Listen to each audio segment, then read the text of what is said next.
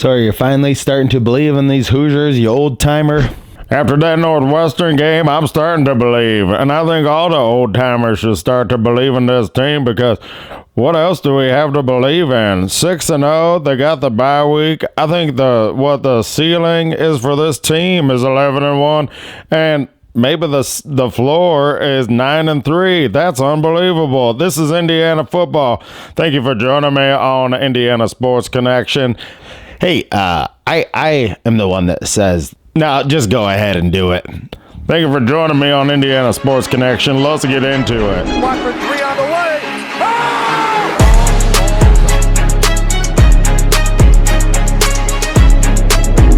Hello, guys, and thank you once again for joining me on Indiana Sports Connection. I am your residential anchor, Aaron. Thank you so much for being here and being part of this Indiana Hoosiers community on here. So we're going to talk about the football team today, and it amazes me week by week what we are seeing out there. I made a post-game reaction video, and really just was a raw video talking about what happened in that Northwestern game. So we'll talk a little bit about the Northwestern game, but this episode today, we're going to talk about the culture of Indiana football because Cignetti talked about this in the press conference afterwards just for a second about what the hardest part of this was, and it was changing the mentality. And I'm talking to you out there, and I'm talking to me right here because we are starting to see this is a different type of Indiana team. We just don't have the things happening to us with this team that primarily ever since a particular coach left, we've just not had any success. And we're also going to talk about when did the culture of Indiana football really go down the tubes. I'm going to point to, there is one chapter in this book that really points to a time when Miles Brand came in, and we'll talk about all that, all the juicy details of what happened in that meeting between him and Bob Knight and what he says in this book, because I thought very interesting. And I just thought with the way that Indiana football has really turned this corner right now, it's just a good time to look at like, when did our athletic department really start to shit the bed at Indiana? And I can tell you, it was right around in 1994 when he came in, and then certain mentalities that we had for certain things got completely thrown out the window. Us, the fans, our mentality didn't change, but something fundamentally changed at Indiana University that would change the foreseeable future of this school. So we'll talk about all that on this episode. Thank you for joining me today. This episode is brought to you by BetUS. You can click the link in the description down below and get 125% sign-on bonus on your first deposit, and then get 125 sign-on bonus for your second deposit as well. So all you do is click the link in the description down below. That is the new sponsor of the show. Thank you to BetUS for sponsoring this program here. You like how I said that? Right. That's how my grandparents used to talk. Program. What, are you making fun of my accent? No, Hillbilly Monkey. You know, you have one of those accents that seems to change day to day. And maybe that's just because you're not that good at impersonations. Thank you for joining me on Indiana Sports Connection. Hit that subscribe button down below if you want to be a part of the channel. You'll get alerts if you hit the bell notification every time I go live or when I put out a premiere or a new video. And then hit that thumbs up button, because if you want to join the Hoosier bandwagon fan base, no matter who you are, even if you were light on the Hoosiers before, maybe you were ultra light on the Hoosiers before, it's time to get on board. And that's why I got this shirt on too. The Bison, the Buffalo. Remember that was the mascot for the Hoosiers for like 2 or 3 years, something like that, in the mid 60s. Bringing it back. So if you want to join the community, hit the subscribe button, hit the thumbs up button, and without further ado, let's get into talking about the Indiana Hoosiers. All right. So Curt Cignetti has totally changed this Indiana team. I mean, I'm just going to tell you flat out. Don't feel, because I mean, early in the season, I mean, I know from football fans, anybody who's a big-time football fan or Notre Dame fan, nobody takes Indiana seriously. And I'm here to tell you, this team is for real. You can just feel the difference. You don't see them going out there. What was our past, like, pedigree with football? It's like you practically just waited for there to be some mistake, some monumental mistake happens, and then, the Hoosiers, they'd hang their heads and they'd mope around and get all mopey. And that's what we did. And we're like, and then what I would say every year, how's the Hoosier football team looking? People ask you that. You say, they suck. They suck really bad. This feels totally different. Tom Allen, I never felt like Tom Allen had the team performing at this level. I still felt like with Tom Allen's teams, they played down to the level of like their bad opponents. Like you'd play Western Michigan. Well, it's like he was so excited. He just never could really put it together fully. You always kind of felt like a big underdog. I guess that's what I'm saying with Tom Allen. This does not feel that way. I don't feel like Indiana is ever an underdog anywhere. I feel like they're just grinding these teams out. They're grinding these games out. The Northwestern game, that was the best defense they faced this year. Signetti said that's probably the best defense they'll face all year. Northwestern really came out and took it to Indiana early, and you could see Rourke was under pressure early, and that really affected his ability to throw the ball. As the game went on, I thought Rourke did a better job of when they brought the pressure from different areas. Like he had one play where he just kind of like ducked down, made a move up in the pocket, and threw the ball up the sideline. Another play, while I'm thinking about it, is K. Williams with that catch and run down the field was just absolutely spectacular. That's a play where you're like, you actually have to tackle the guy to get him to the ground. Well, he made everybody look like they were on roller skates out there because he's just staying on his feet and nobody's actually trying to take the guy down, and everybody's kind of going up high on him, and he's just continually spinning and twirling all the way down the field. That was spectacular. Just the way the games have gone, you don't feel like Indiana is an underdog or anything. Indiana was favored by 14 points in this game, and they showed out. I mean, the final score was 41-24. So, I mean, these games are not close when you look at the final score. Is Indiana at the level where Michigan is right now, where USC is right now? I believe so. I believe this team has more talent, really, and is playing together in a way much more resolved than what Michigan has right now. I watched the Michigan Washington game, and I could not believe Jack Tuttle was playing for them. And I don't know what it is about. He just has not good arm strength, and he threw a pick late in that game that was really bad. But it made me think, God, some of these college players, how long is this guy playing for? Like 7-8 years. It is wackadoo how people make a career of being in college. I mean, God, I made a career of being in college, but I was paying for it myself and trying to work my way through it. It only took me like 6 years to get Anyway, Jack Tuttle is out there getting off this subject. But now let's talk about in this book, what happened in 1994. If you go to this book in chapter 14, Miles Brand arrived at Indiana University as the new president in 1994. In the fall of 1995, he invited Bob Hamill and Bob Knight over to his house to talk about stuff. Immediately at that point, they were picking his brain and bashing on Bill Mallory. And look, Bill Mallory really did a lot what Curt Signetti did.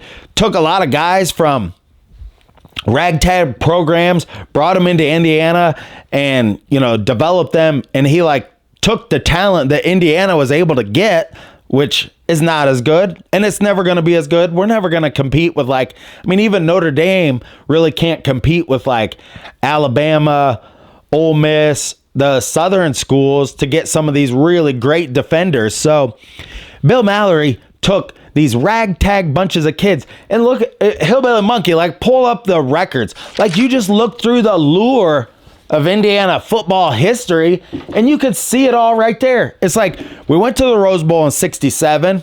Lee Corso took us to one bowl game. He took us to like the Holiday Bowl in the 70s. Besides that, all of our bowl games were in the 80s with Bill Mallory. Then we have this joker, this Miles Brand, come in who wanted to fire Bob Knight, who wanted to fire Bill Mallory right from the very beginning. He wanted to make changes. He's the one that, you know, ushered in the Cam Cameron era, because maybe he was just had a little bit more flash, maybe he played politics the right way with Miles Brand. I don't know what it was, but he wanted to make that change. Indiana never should have hired this elite outsider to come from the University of Oregon and rule over this school and just systematically ruin our coaching through that time. I suggest this book to anybody. Actually, I mean, I'm going to give this away to somebody. I'm still doing some research on this book, and I refer to it many times. But this book, Night with Bob Hamill, does his buddy, from the Bloomington paper, does all the things. So I highly recommend that book. To me, that's when our football program really took a turn for the worse. And look, I was 12 years old then, and we've had some players. I mean, we've had players to root for. We had Sudfeld, who played in the NFL and was a pretty prolific passer. And we had Antoine Randall that played quarterback for Cam Cameron. Those years were not all terrible. Lynch took us to the bowl game of the Pinstripe Bowl in 2008. Kevin Wilson took it. But Indiana football's ceiling has always been, if we can win 6 games, we'll be satisfied with that. That is always what I thought about it. If we could win 6 or 7 games and be consistent at that, that's where Signetti's really changing the mentality. He's like, you can't sit there and be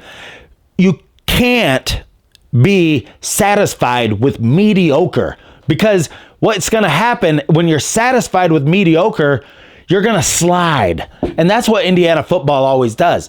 It's satisfied. We're satisfied with 6 wins. So you very easily can just slide right down like Tom Allen did, and where you only win in like 2 or 3 games. And then, maybe then we get another coach and we might be satisfied with a 6 or 7 win season. And I'll tell you, we don't have many 6 or 7 win seasons. I was looking at the records this morning. It is abysmal. You just look through the history of Indiana football. It is abysmal. I mean, I think they should bring back this Buffalo next year. And I'm also rethinking a whole new character called, you've heard of Martha the Mop Lady? What do you think of Daryl the janitor that works at Memorial Stadium and has like a great opera voice? I'm looking for a guy to make a video down at Memorial Stadium, and we'll shoot him mopping and singing the fight song in the halls. I was just trying to think of what Indiana football could do to get more tradition in there. We got The Rock. Our stadium is nicer, and I think we need a new press box. I think they're going to upend some of that. But overall, the facility that Indiana has for their football program, they've redone all the facilities at Indiana, and they have I don't know how much it costs, like an $85 million locker room and all this stuff. So as far as all that stuff goes, if you're a player and you're walking through Indiana, you're thinking, this is a top-notch school. Now we have a top-notch mentality coach on top of that to really sew all this all together.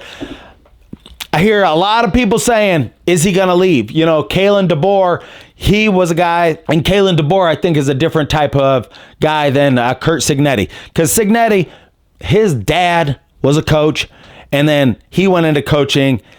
I think he's more of a system builder than Kalen DeBoer. They lost to Vanderbilt. DeBoer did this last weekend. So, he went from being the offensive coordinator in Indiana, went over to Washington, took Penix there and made that great run, and then went to Alabama. So many people are thinking that's what Signetti's going to do. I don't see that, because he brought all of these coaches in and their families into Bloomington. To me, I think Cignetti just wants to make Indiana a winner, and I think that's his goal. Here is one other angle I've been thinking of this.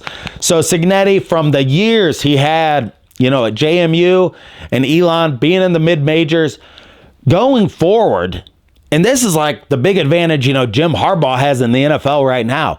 But going forward, Cignetti still knows all those mid-major conference players, and that is so critical. The transfer portal way back when used to stop. My brother-in-law, he played football at Ball State, and by the time he was a senior, Ball State played in the Las Vegas Bowl when he was a senior there. I believe that was in like 97. Back then, he could have transferred to Indiana and probably played as a starter at Indiana when he was a senior, but he played at Ball State. Like, he just was not going to leave there. And like, look, when you're like 19, 20 years old, when somebody tells you like you got to sit out an entire year, that sounds like forever to you. At the age of like 19, it was like, that seems like forever in a 19-year-old's mind.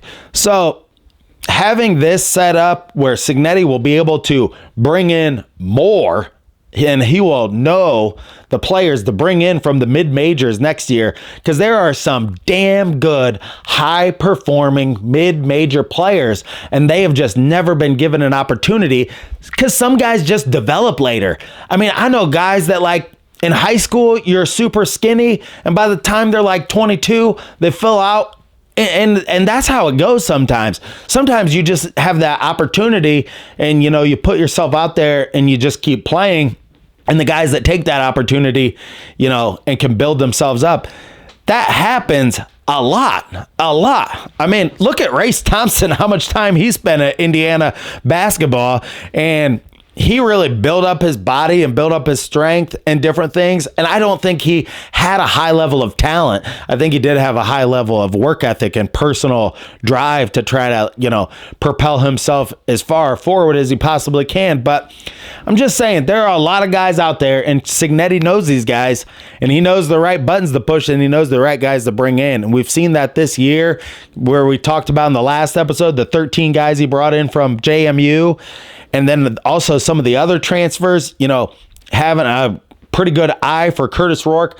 There's, looking through Cignetti's history, when he coached at Alabama, he was very instrumental there in bringing in Julio Jones and some of the couple other wide receivers, Julio Jones probably being the highest profile one. But you look at that experience and coaching under Saban and being there for those national championships. I mean, he got a front row seat, and then also coached what would turn out to be one of the best wide receivers in the history of the NFL. Definitely, a top 50 wide receiver all time, Julio Jones. So Cignetti has some experience there that I take a closer look at the experience he has, and you can just see how he's been able to build this program and build this up. He learned from the best, then he took that and he did it at one place, and then he did it at another, and now he's doing it here. And it's process-based thinking. It's not results-based thinking. It's process-based thinking. He's always improving the process. And by improving his day-to-day process, he's always improving the result through that, not through caring so much that, oh, look, we won. Like Tom Allen would just be dancing around so happy, that we won a game against, Western Michigan, whoever it could be. And that's why we lost games like we did last year to Louisville on like the, 1 yard line, where you just lose to terrible teams because it just seems like you're just trying to keep your head above water all the time. That's about all I have for you today on this real rambling Monday episode of Indiana Sports Connection. My fandom for the Colts is really waning, and for the NFL in general. I'm thinking about just changing this channel to just be an Indiana Hoosiers Connection or something like that. And I'm going to put a poll out too, like about Indiana football today. So keep your eye out for that. Thank you so much for joining me on this episode. And until next time, stay classy out there, Hoosier fans.